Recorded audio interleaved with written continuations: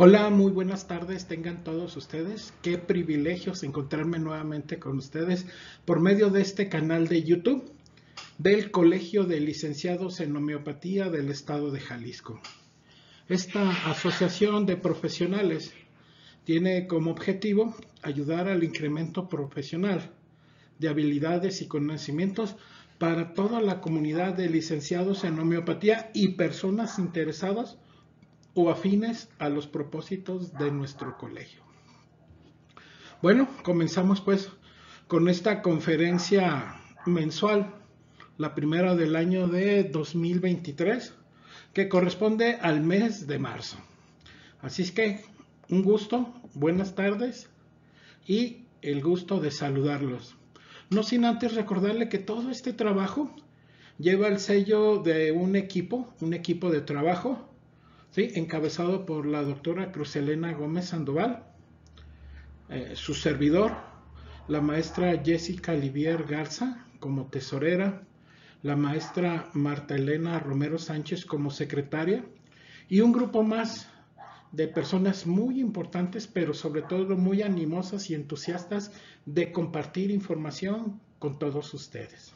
Gracias por este privilegio y a nombre de la mesa directiva y demás integrantes que participan de todo corazón y con el gusto de ofrecer información que nos ayude a ser mejores en nuestra profesión. Gracias. Bueno, en esta ocasión la información va encaminada de acuerdo al tema que es el tema de este año 2023 que hemos decidido presentar en el colegio como eje de todas nuestras actividades. No es el único, pero sí sería una de las principales. Es la cuestión de pediatría. El paciente pediátrico también es un usuario muy importante de la terapéutica homeopática, ¿sí? Así es que estamos esforzándonos en llevar conocimientos y habilidades para todos ustedes en un punto muy especial que es el diplomado de semiología clínica y homeopática para la atención del paciente pediátrico. Esta información, aunque es la conferencia mensual, está abierta a toda persona interesada, pero es que para coadyuvar en este diplomado estén pendientes de nuestros canales para ofrecerles más detalles sobre esta temática.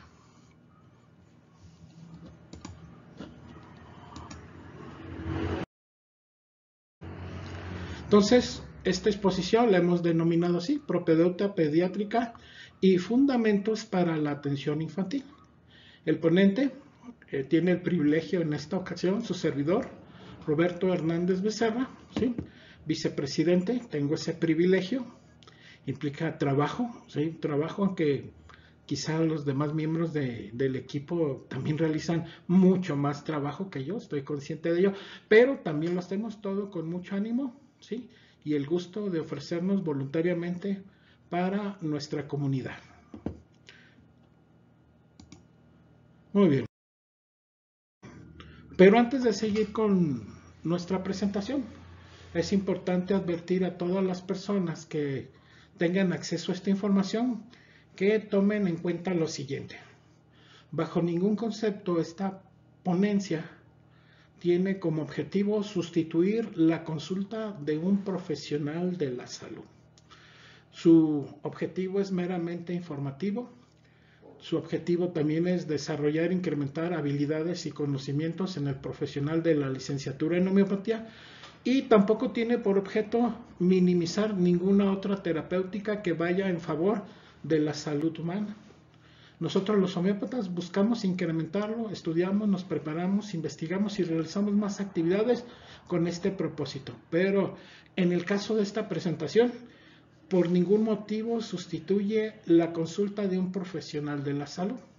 Tampoco es un justificante para que alguien se prescriba de manera personal sin asesoría de un profesional de la salud. Así es que si esa es la necesidad de alguno de ustedes, acuda a la consulta médica con toda confianza, un médico de su preferencia, de su confianza, un licenciado en homeopatía o algún homeópata, ¿sí? Seguramente estará encantado de poder asesorarle en cualquiera que sean sus necesidades de atención de salud.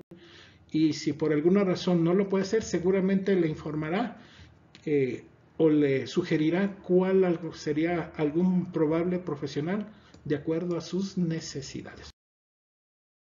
Muy bien, ¿cuáles son los objetivos de esta ponencia? Bueno, es primero comprender la importancia del examen físico pediátrico en la atención médica infantil. También es la de desarrollar habilidades prácticas para realizar un examen físico completo y preciso en niños de diferentes etapas y edades que van desde el paciente recién nacido incluso hasta la adolescencia. ¿Sí? También es la de aprender a obtener un historial médico detallado tanto del niño o el adolescente y su familia, también identificar antecedentes familiares relevantes en cuestiones de salud. También aprender a interpretar los resultados de las pruebas de diagnóstico en la atención médica pediátrica, como análisis de sangre, de orina, en fin, la gran gama de estudios paraclínicos que existen, también algunos estudios de imagen y algunos otros métodos de obtención de información del estado de salud de un paciente determinado. También sería la de desarrollar habilidades de comunicación efectiva con los niños, sus padres o también los acompañantes del niño, del paciente o del adolescente, y también aprender a identificar y manejar problemas éticos y legales relacionados con la atención médica pediátrica. También es la de comprender la importancia de dar seguimiento y evaluación al progreso del paciente en la atención médica pediátrica, aprender y a identificar y gestionar problemas de salud a largo plazo en los niños, y finalmente, una vez que hemos comprendido o apreciado todas estas necesidades en nuestra práctica clínica, sería la de aplicar conocimientos y habilidades adquiridos en esta práctica clínica para mejorar la atención médica homeopática en particular, para los niños y adolescentes que asistan a nuestra consulta. Los objetivos de este programa, o mejor dicho, de esta ponencia, es precisamente comprender la importancia del examen físico pediátrico en la atención médica infantil y juvenil, es decir, de adolescentes en particular. Desarrollar habilidades prácticas para realizar un examen físico completo y preciso en niños de diferentes edades y etapas de desarrollo. También aprender a obtener un historial médico detallado del niño y su familia y identificar antecedentes familiares relevantes. Y todos los que ya hemos mencionado, ¿sí? Como comprender la importancia del seguimiento, aprender a identificar y gestionar problemas de salud a largo plazo y la aplicación. Lo digo 2 veces para que lo tomen en cuenta.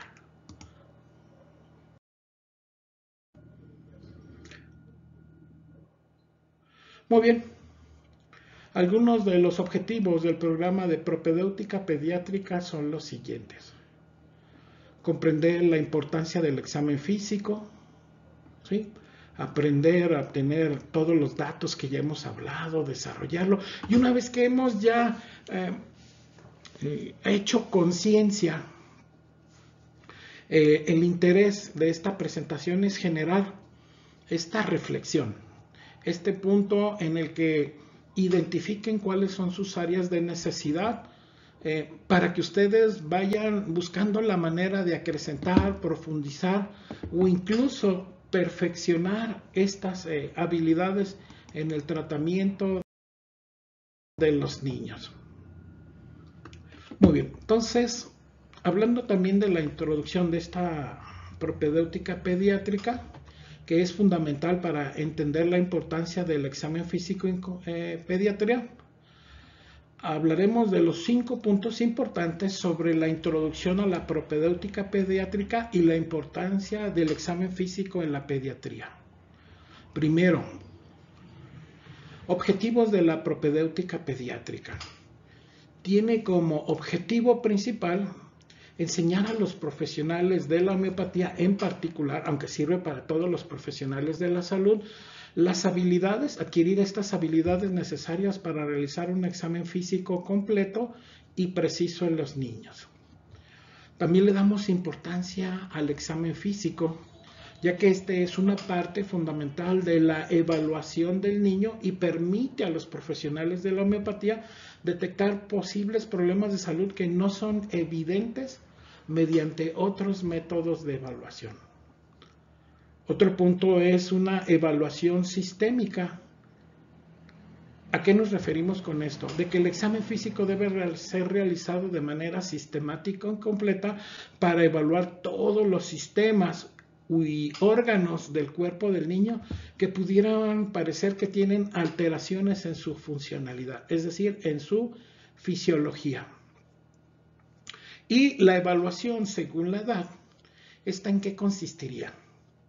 La evaluación durante el examen físico varía también según la edad del niño o incluso del adolescente y se deben tener en cuenta las habilidades motoras y cognitivas del niño en cada etapa de su desarrollo. Así es que estos serían los puntos que le estaríamos dando gran importancia en el tema de esta ponencia y a lo largo de todas las otras actividades que tienen este enfoque en este grupo poblacional que son los niños y adolescentes. Entonces, ¿cuáles son las habilidades necesarias para realizar un buen examen físico? ¿Sí? Para que este examen físico pediátrico sea completo y preciso.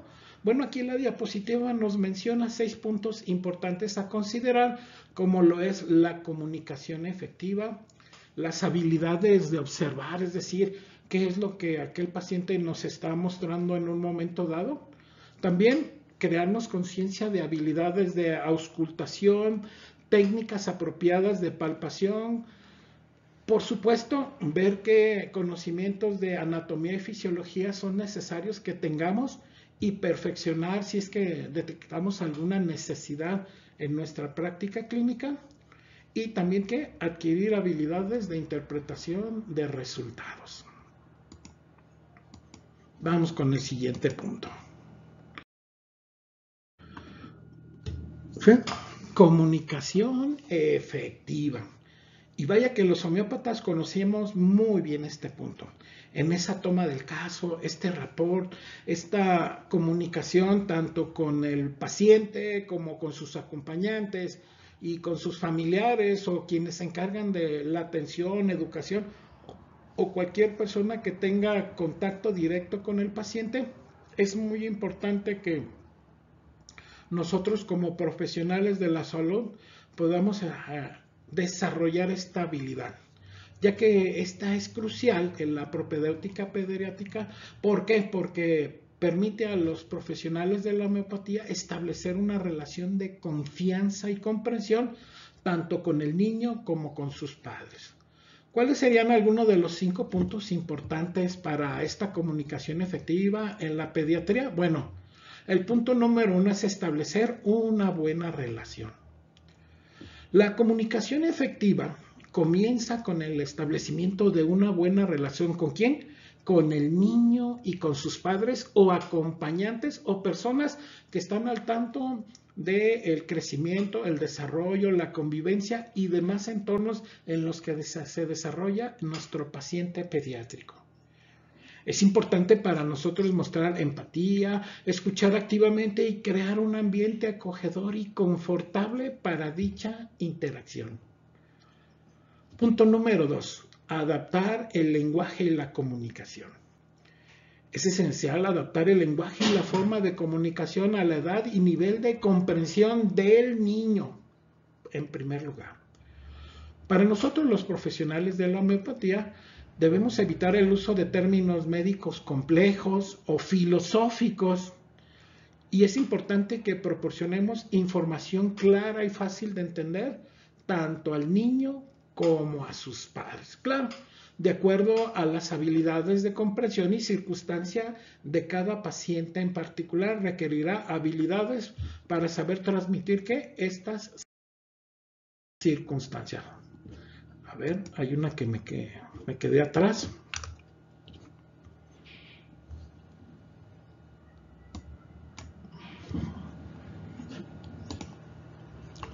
Muy bien.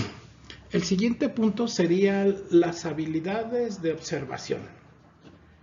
Estas habilidades son esenciales en la propedéutica pediátrica, ya que permiten, ¿sí?, a los profesionales de la homeopatía detectar signos y síntomas tempranos de enfermedades o problemas de salud en los niños.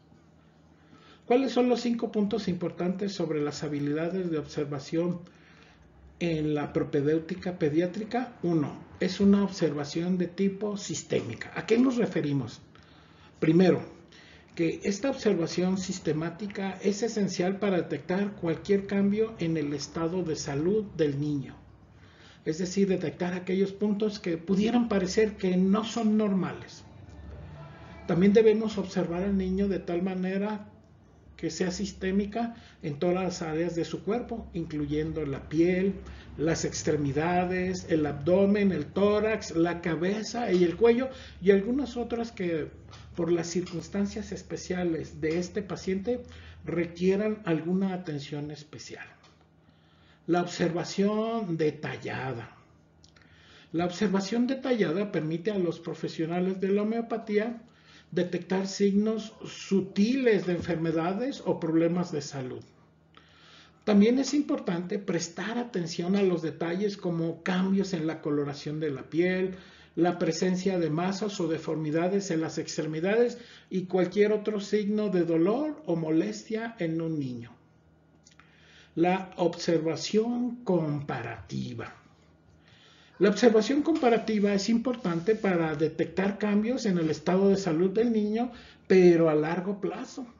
Si este niño lo han estado atendiendo otros profesionales de la salud o ha sido nuestro paciente ya por algún tiempo, debemos que registrar precisamente este punto de tener registros, ¿sí?, un expediente clínico adecuado, una toma del caso bien detallada en la cual pudiéramos estar consultando cuál ha sido la evolución de estas observaciones. Si el estado de salud en una determinada observación encontramos que hay cambios para bien o para mal, es decir, nuestro paciente vaya mejorando su condición, si el paciente va empeorando o simplemente si la condición del paciente no se ha modificado.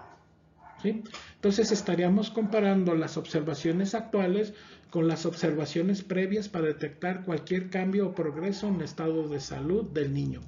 ¿Qué más tendríamos que estar observando? El comportamiento del niño.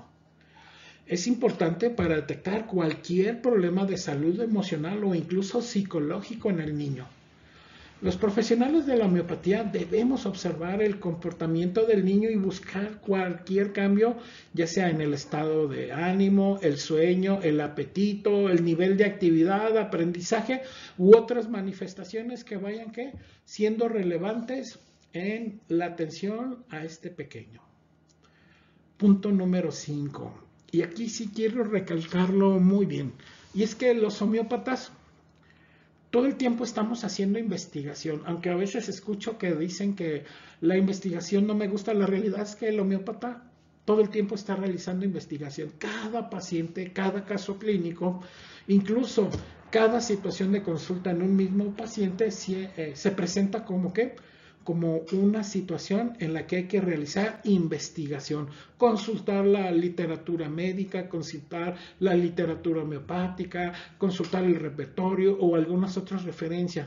Pero para todo esto, y es muy importante, no solo para el paciente pediátrico y su atención, sino para los pacientes en general, es que nuestra documentación sea la adecuada para que nos brinde de manera oportuna y eficaz la evolución, todos los datos, las prescripciones, las posologías y todos los datos de este paciente.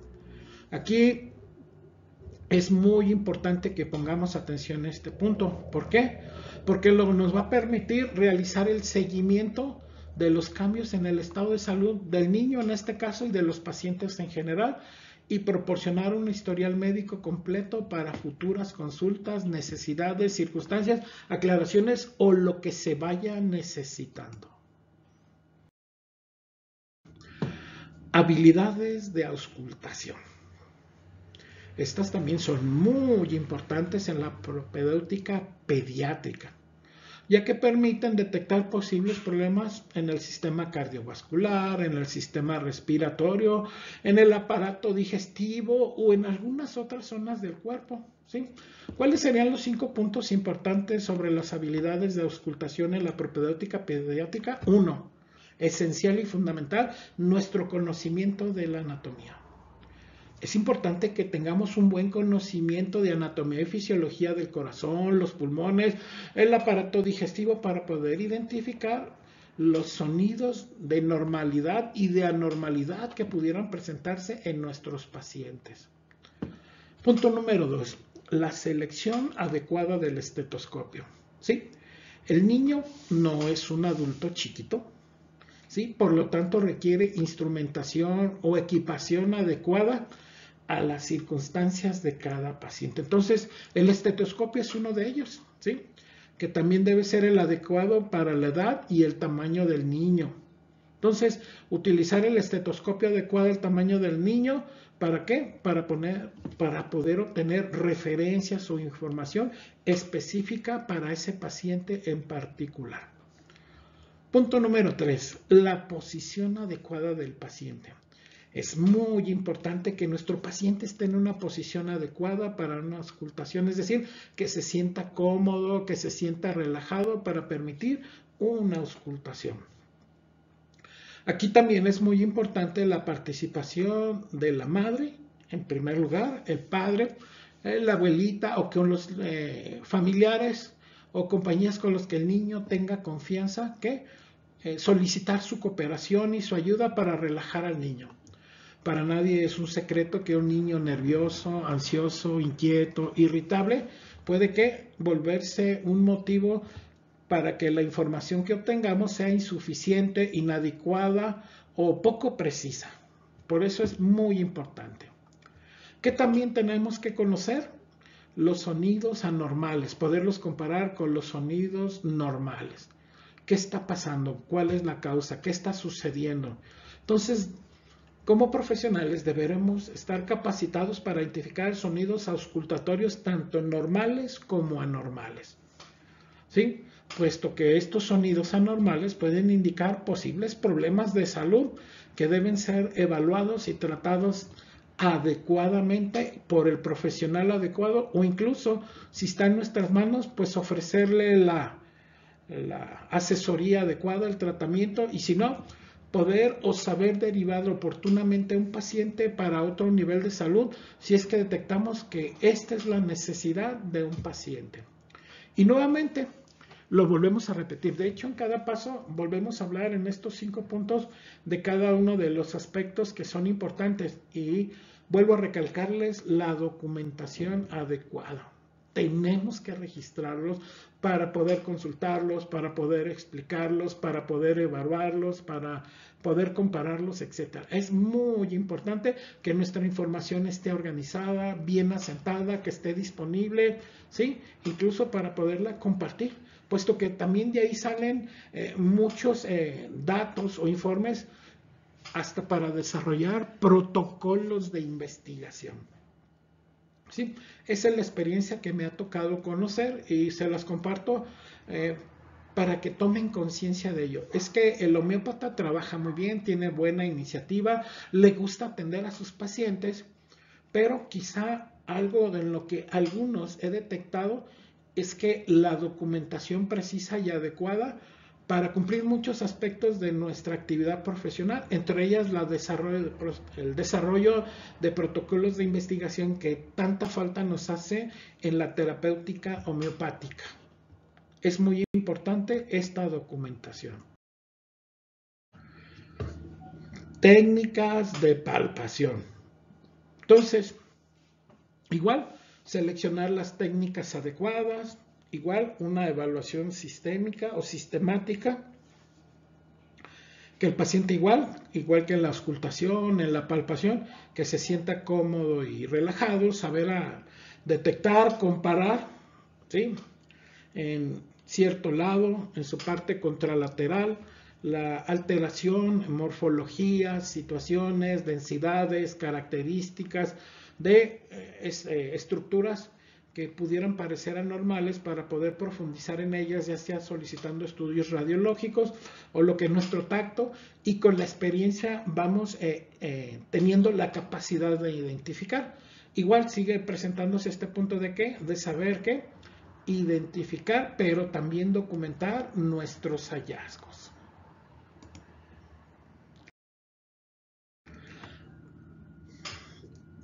Y este es un punto fundamental, que a veces podemos pasar por alto, que cuando estamos en la licenciatura o cuando tenemos alguna otra carrera, quizá a veces no le damos la importancia necesaria y nos veamos en la necesidad de volverlo a repasar constantemente. El conocimiento y de la anatomía y la fisiología es fundamental en la propedéutica, ¿sí? Tenemos que comparar. ¿Qué puntos tendríamos que estar comparando? Pues la anatomía y fisiología del desarrollo. Nuestro paciente es pediátrico. Sus estructuras anatómicas siguen cambiando, siguen evolucionando, siguen respondiendo a un desarrollo físico normal. Y si hay una patología, ¿cómo se ven alteradas estas estructuras? Y es importante que podamos reconocerlas, evaluarlas, compararlas o incluso solicitar el apoyo de otras personas del área de salud que nos pudieran retroalimentar o buscar la información actualizada y pertinente de qué explicación nos pueden dar sobre estas alteraciones estructurales, anatómicas y funcionales de nuestro paciente pediátrico.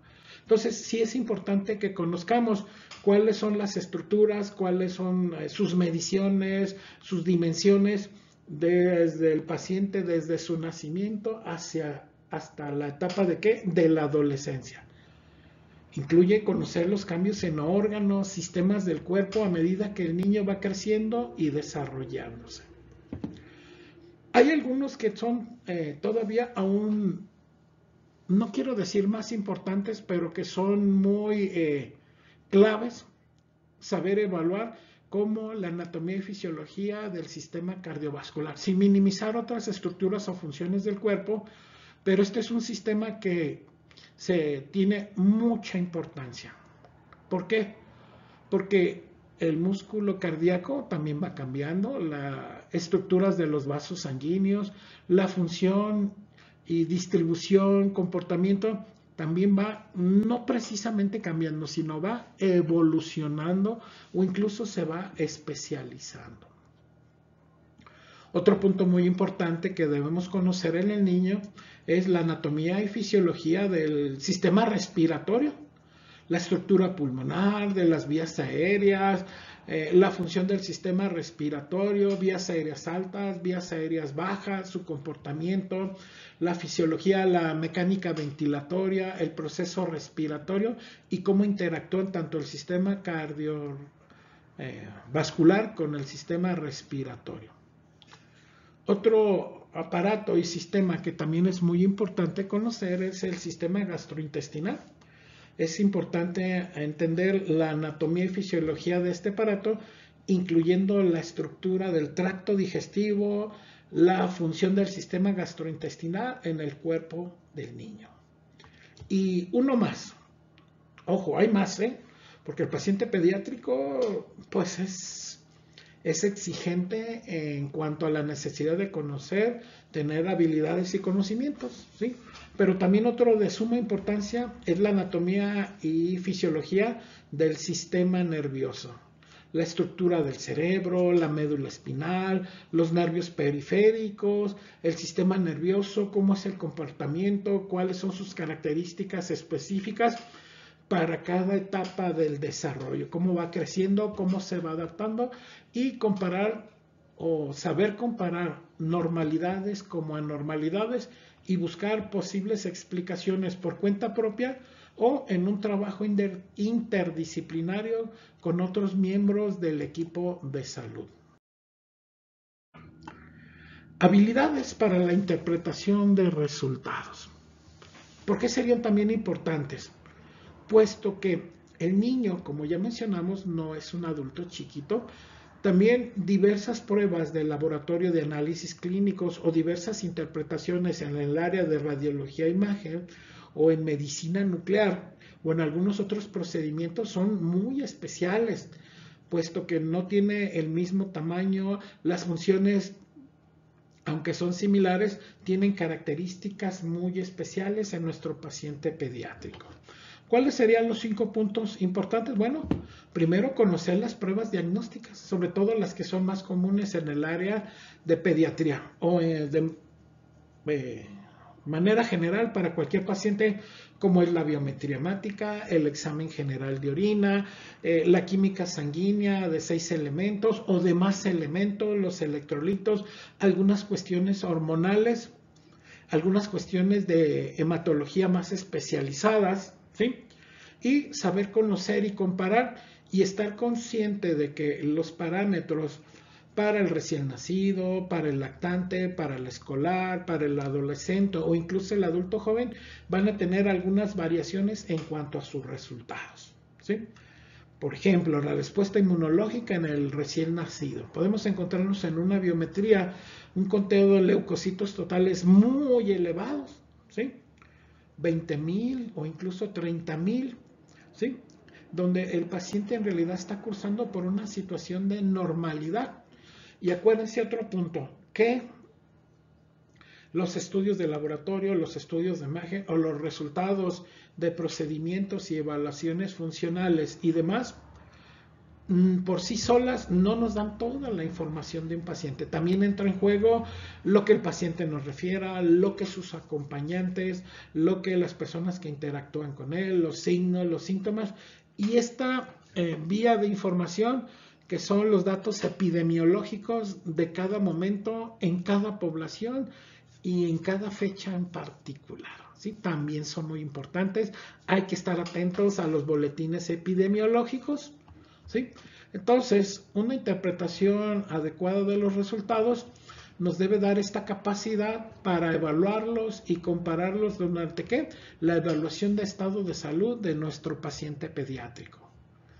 Compararlos con los valores de referencia, ¿sí?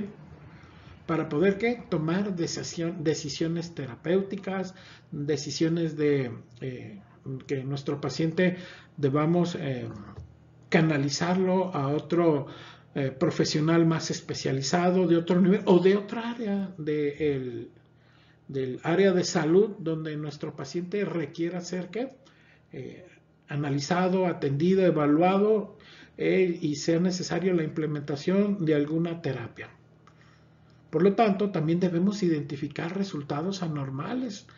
Debemos tener esta capacidad en algunas pruebas o exámenes durante la evaluación del estado de salud del niño, puesto que estos indican que probables problemas de salud, confirmación de diagnósticos o puntos donde haya que incrementar más la búsqueda de información sobre cierta condición o funcionalidad en el paciente pediátrico. Y vuelve a aparecer el punto, documentemos todo esto. Solicitemos copias de los estudios, mantengamos las que en su historia clínica, sus tomas del caso, sus repertorizaciones, todo esto hay que tenerlo que documentado, claro y organizado.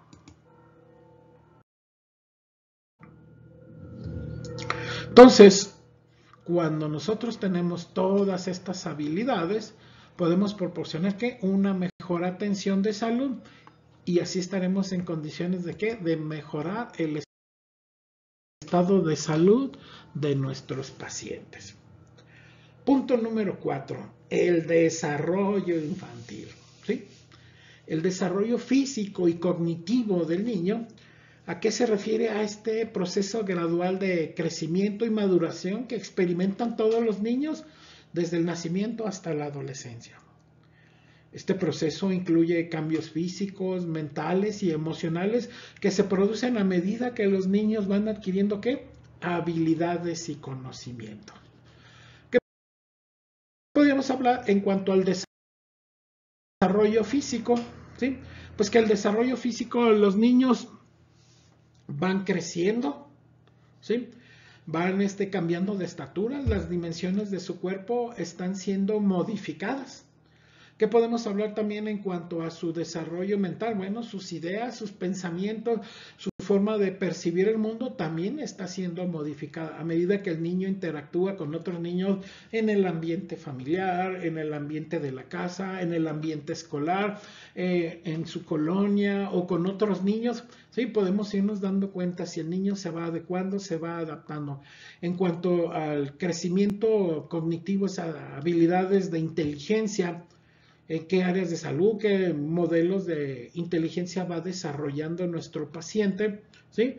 En cuanto a la maduración en esa interacción social, el niño que puede interactuar con otros niños, con niñas, es decir, con miembros de otro género, ¿sí? Otros pensamientos, otras ideas, cómo es el comportamiento del niño, si es muy reservado, ¿sí? De acuerdo a las características de su edad, ¿sí? Si el niño convive con otros niños sin presentarles problemas a los demás niños, o que los demás niños sienta o perciba a nuestro paciente que se siente amenazado, pues por supuesto que estas circunstancias van cambiando y tenemos que evaluarlas, tenemos que buscar esta información entre las personas que conviven con el niño y, si es posible, con el niño mismo. Muy bien, ¿por qué? Porque estos factores pueden verse afectados por una serie de circunstancias, factores genéticos, ¿sí? La realidad es que todos tenemos una carga genética y el niño, pues por supuesto, no es la excepción, donde puede haber ¿qué? Afectación del desarrollo infantil o condiciones muy específicas como el síndrome de Down o la fibrosis quística que pudiera estar ¿qué? Afectando a estos pequeños. Factores ambientales. El entorno en el que el niño crece impacta significativamente, para bien o para mal, su desarrollo físico, mental, emocional y algunas otras circunstancias características del desarrollo de una persona en esta etapa de la vida. Factores ambientales como la exposición a sustancias tóxicas en los miembros de su familia, en los miembros de su comunidad, en el ambiente escolar, la falta de nutrición adecuada, exposición a violencia en el núcleo familiar, el núcleo escolar, en el núcleo en el que el niño se desarrolla. Por supuesto que son situaciones que desarrollan retrasos o impactan este crecimiento o maduración del niño que va hacia la etapa adulta. Algunos otros factores como los factores socioeconómicos. La realidad, vivimos en una sociedad donde los ingresos económicos sí tienen pueden representar limitaciones o posibilidades para poder acceder a educación de mejor calidad, nutrición de mayor calidad, ¿sí? Un ambiente más limpio, más sano, más adecuado, o puede tener el efecto contrario, ¿sí? Que impacta el aprendizaje, también genera problemas de salud, problemas emocionales o de comportamiento en nuestro propio paciente pediátrico infantil. Factores psicológicos, factores de salud mental de los padres, de los cuidadores, por supuesto que impactan para bien o para mal el desarrollo infantil. Niños que crecen en hogares donde hay problemas de salud mental, estrés o conflictos pueden generar riesgos o posibilidades de afectación para el desarrollo en este aspecto de nuestro paciente pediátrico. Factores culturales, ¿sí?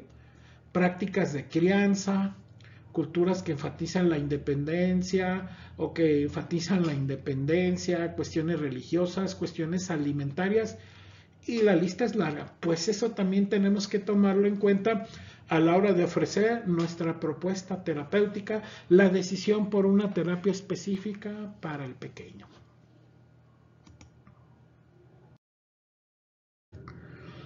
La obtención del historial médico.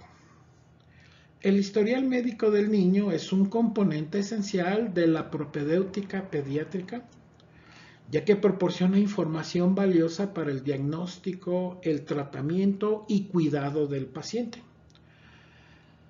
¿Cuáles son algunas razones por las que el historial médico es importante en la propedéutica pediátrica? Bueno, punto número 1. la identificación de ¿qué? De patologías previas. Esta es una rica fuente de información sobre patologías de enfermedades crónicas, enfermedades agudas, alergias, intervenciones quirúrgicas, medicamentos, terapéuticas que previamente ya han sido implementadas o propuestas en nuestro paciente. O incluso algunas propuestas que no se hayan implementado, conocer la causa, conocer la razón, sí, porque el niño no la toleró, porque no hubo posibilidad económica, o porque generó reacciones adversas, o un sinfín de circunstancias. ¿Cuál fue la respuesta o la posibilidad de la implementación de estos tratamientos médicos? También esta información nos permite detectar de manera temprana, de acuerdo a las tendencias o circunstancias que se vayan presentando, cómo puede ayudar a detectar enfermedades hereditarias o congénitas. Acuérdense, toda patología o en general las patologías, entre más precoz sea su detección y tratamiento, mayores posibilidades de éxito o de control pueden lograrse, ¿sí? De manera oportuna. Evaluación de los antecedentes familiares.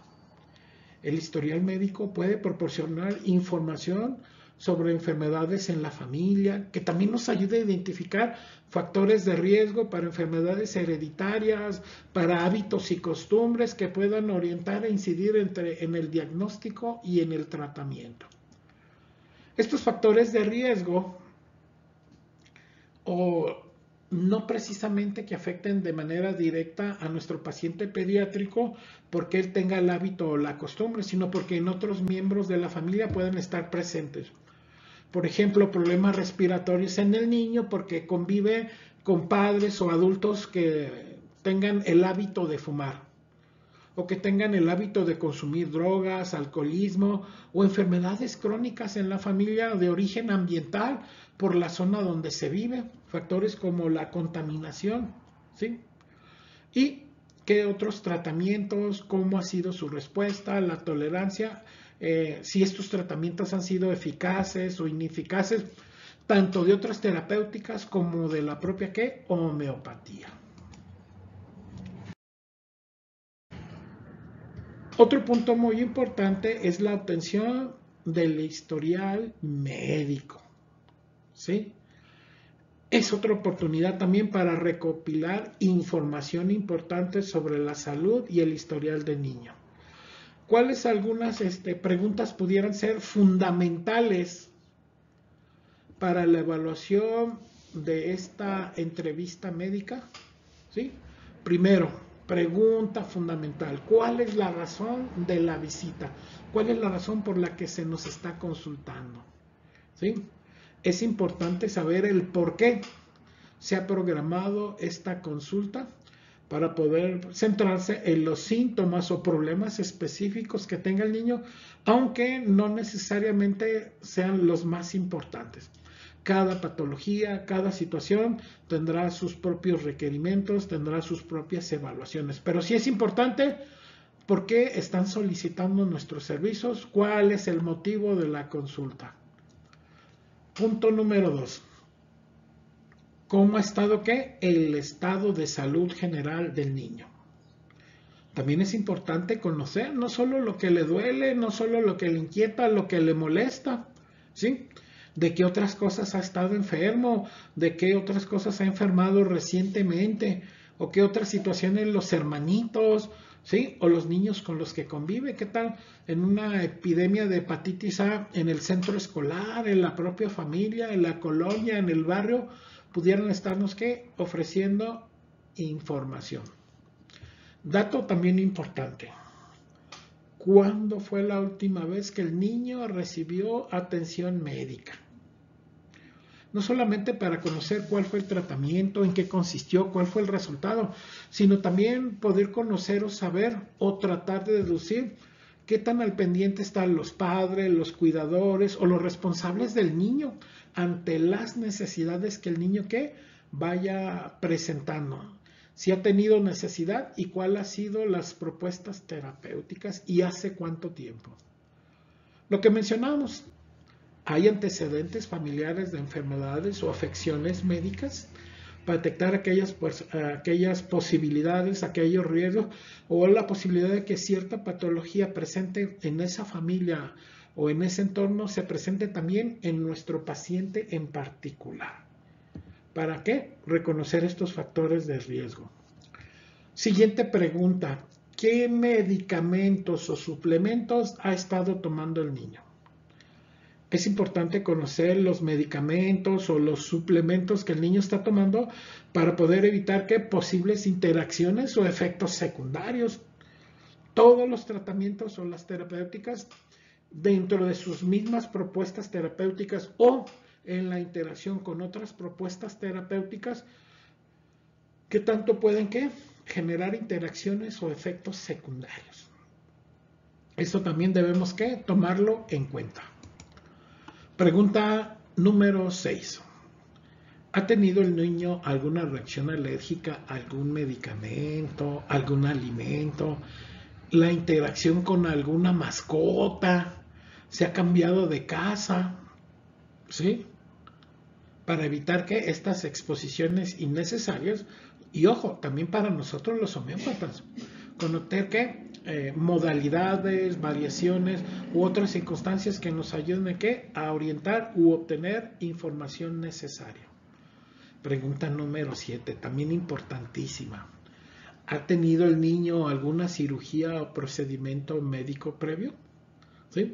También esta es otra fuente muy importante para determinar si es necesario realizar más pruebas o exámenes.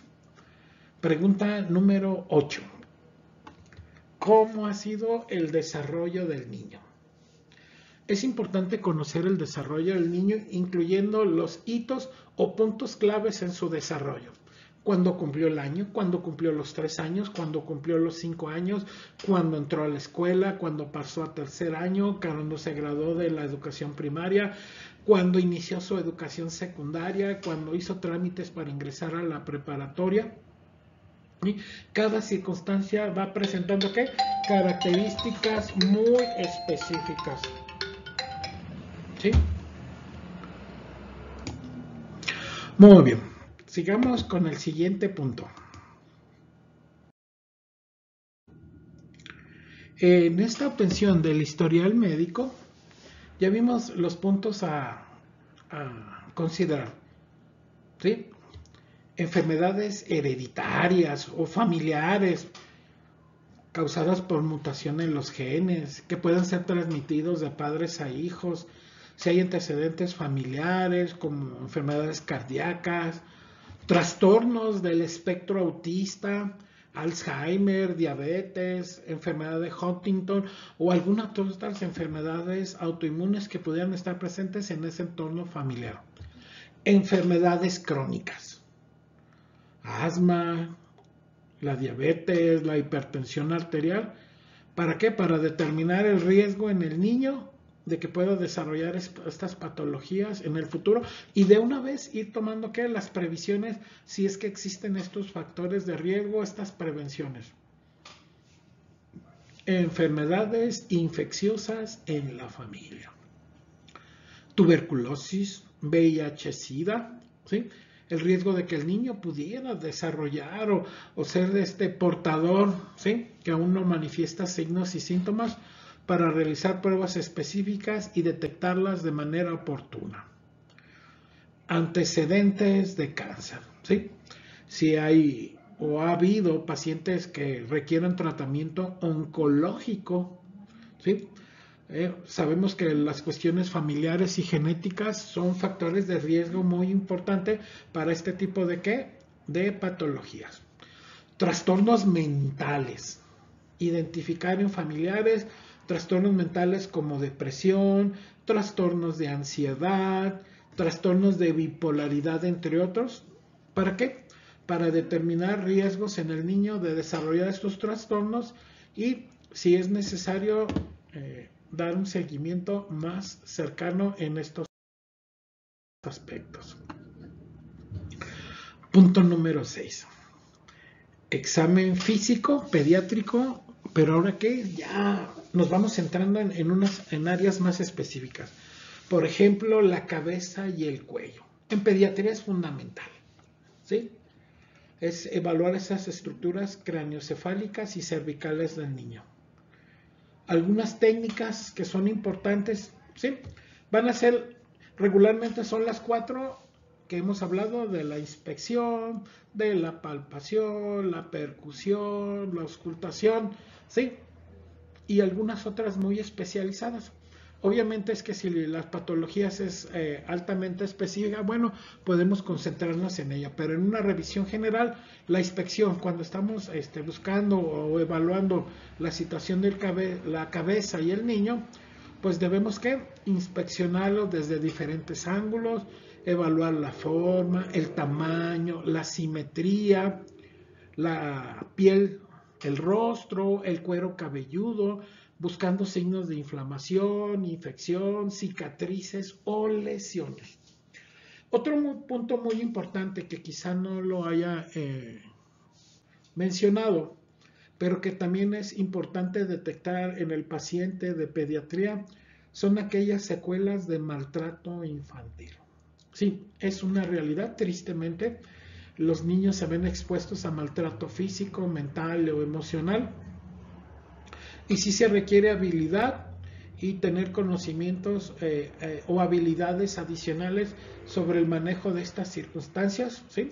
Así es que los invito a buscar más información en cuanto el síndrome del niño maltratado, ¿sí? Y cuáles son las posibles actitudes que debemos tener nosotros o tomar nosotros para favorecer el estado de salud de ese paciente. Sí, sí tiene implicaciones sociales, mentales, emocionales y legales. Legales. ¿Sí? Bueno, seguimos con nuestra información en la propedéutica, la palpación. ¿Qué estaremos buscando en la palpación de cabeza y cuello? Áreas sensibles, dolorosas, protuberancias, abultamientos, ¿sí? Palpar los ganglios linfáticos del cuello para evaluar su tamaño y su consistencia. Evaluación de los ojos, ¿sí? ¿Qué estaríamos evaluando?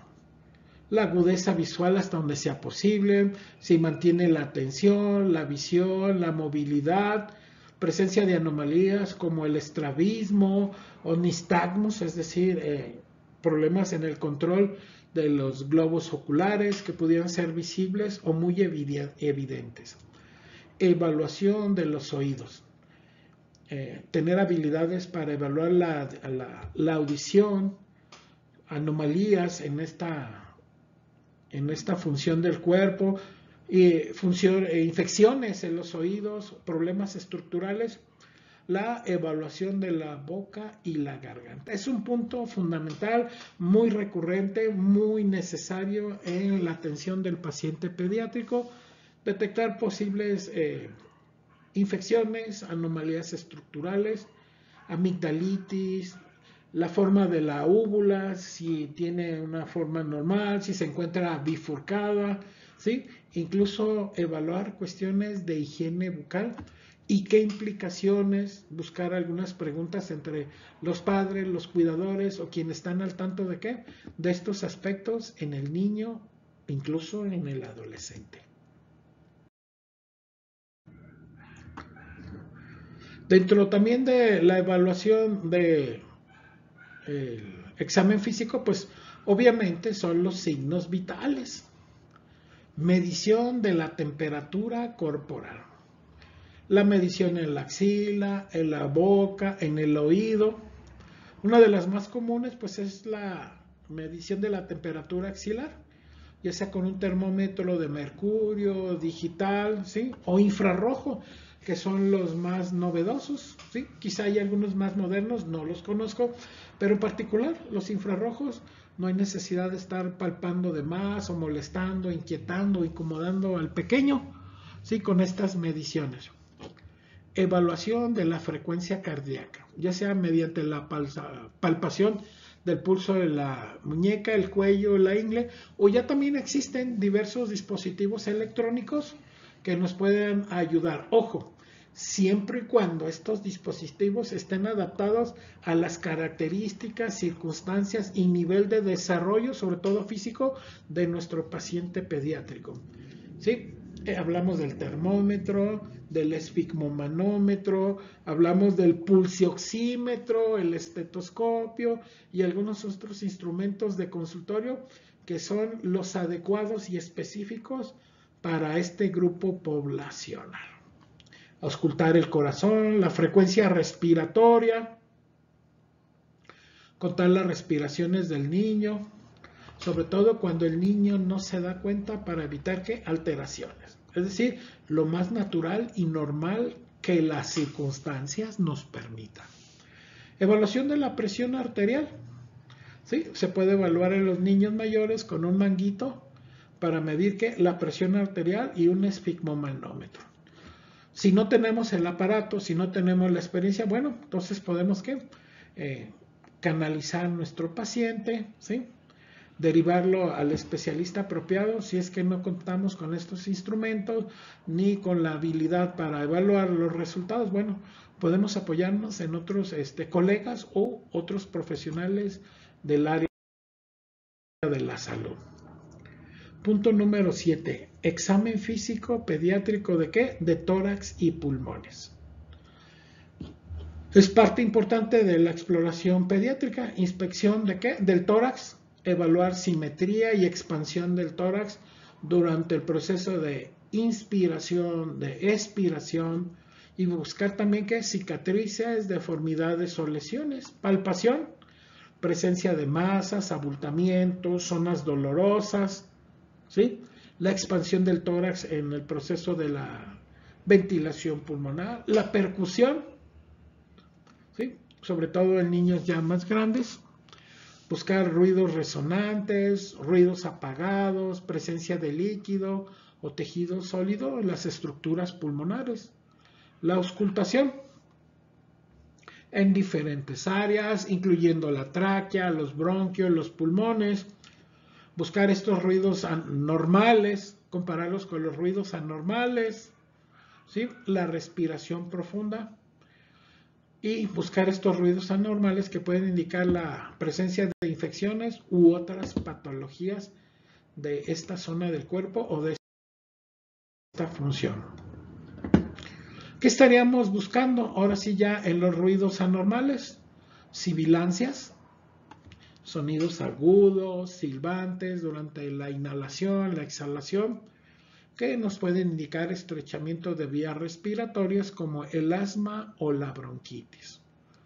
Roncus, sonidos graves, ronco, que se producen a la hora de la inhalación, la exhalación, la presencia de mucosidad en las vías respiratorias como en la bronquitis crónica o en algunas manifestaciones de EPOC, enfermedad pulmonar obstructiva crónica. Los estridores, estos sonidos agudos y ruidosos que se producen especialmente durante la inhalación, que indican obstrucción de vías respiratorias superiores como la epiglotis o incluso en la laringe.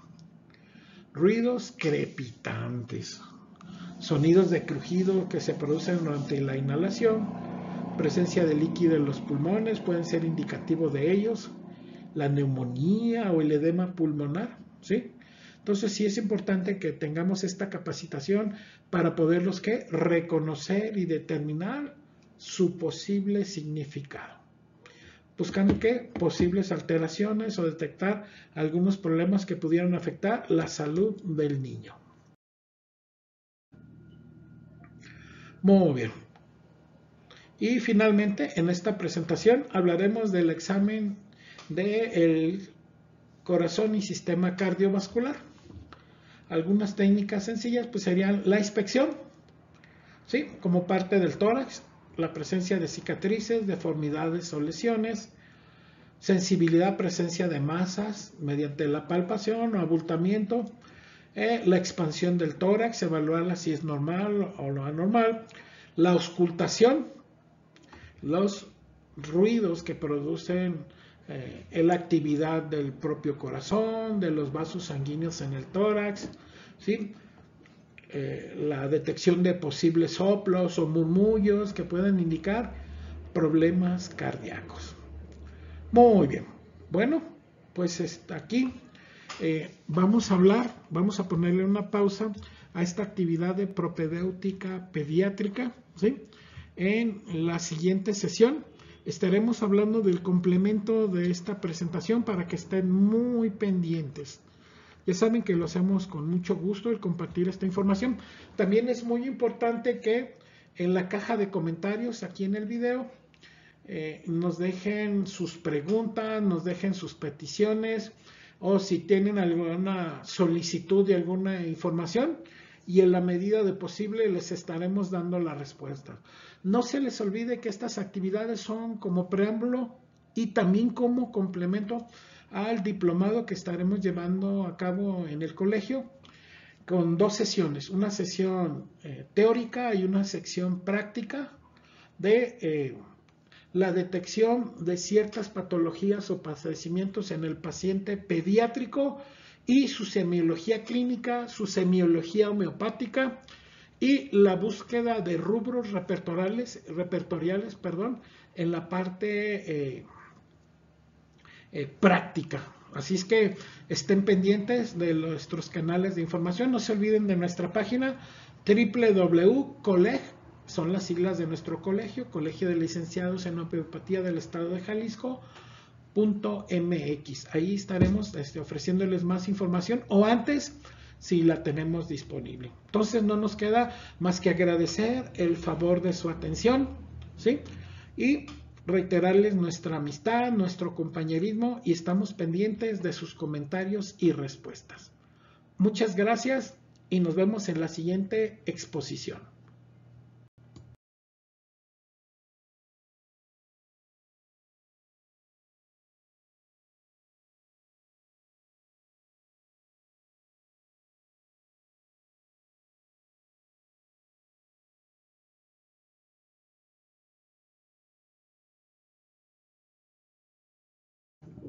Esto es una grabación de prueba, examen físico y pediátrico de piel y extremidades, técnicas de examen físico para la piel y extremidades del niño.